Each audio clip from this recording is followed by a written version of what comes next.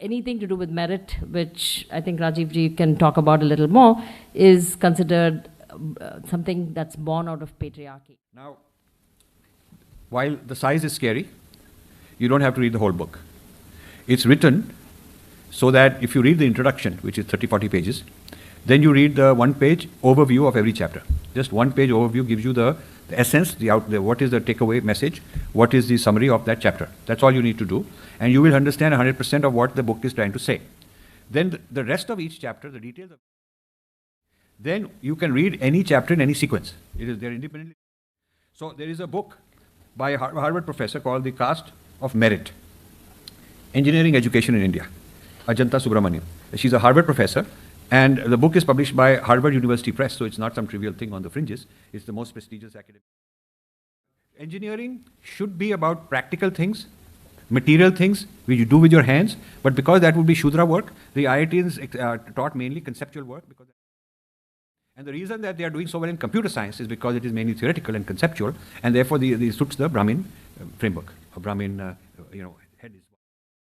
So merit, she's against merit basically, the concept of merit, because she says that the idea of merit is inherently.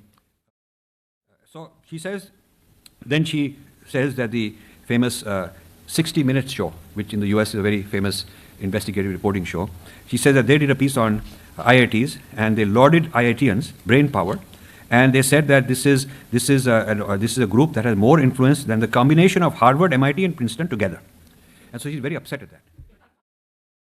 Forbes did a story on IITians of Silicon Valley, the Pan IIT. Then she says she blames that IIT was quoted favorably by Bill Clinton, Joe Biden, Jeff Bezos, Bill Gates, all of them sort of really into this Brahmanical conspiracy, and she has to educate them that you guys better stop praising these IIT people because they're horrible people.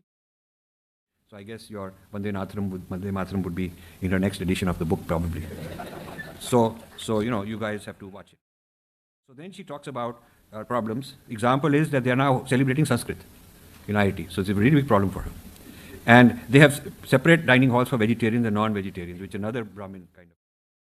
She says that this United States should change its merit-based immigration. It's very interesting. H-1B visa should become caste-based. You have caste quotas. She wants this is a very serious matter because I'll tell you where it has gone. There are lawsuits in the United States.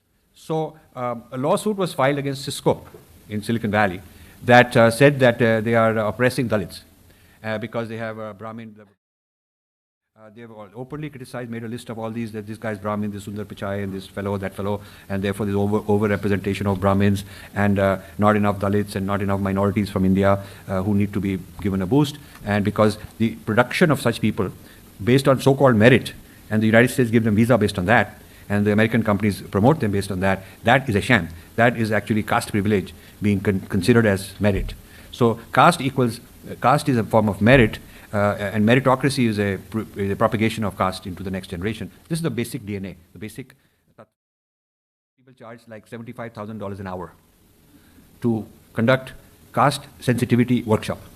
So they've gone to Microsoft, and Satya Nadella, according to one person who wrote to me, Satya Nadella just sat quietly and just listened to the whole thing, didn't say a word, because he was advised by the HR department that if you defend, if you argue, if you raise a question, you'll be considered racist for denying. You'll be considered a racist in denial, which means you don't want to admit.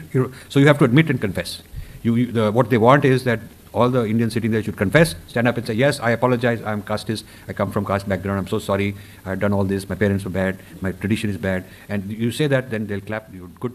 Otherwise, they have no background, they don't know what to say, and they're scared, and the easy way out is just quietly do your job and don't mess with it, because you don't want to be fired, you don't want your visa revoked. They're so happy they got all this money and salary, and so they're very obliged to the company, and if they have to put up with insult about their heritage, they'll say, okay, I'll put up with it. This is very sad, this kind of thing. It's not just Tamil Brahmins, and it's not only Brahmins, it's all Indians. All Indians, if they come and divide up us, it's bad for Dalits, because the assumption is that they're not able to compete on merit. Why are we assuming they can't compete on merit? I know a lot of Dalits who are very good, solid scholars. I know them personally, who are good, solid technocrats and engineers. I've worked with some of them, and I don't see there's any reason they cannot be, if given equal opportunities, why they cannot.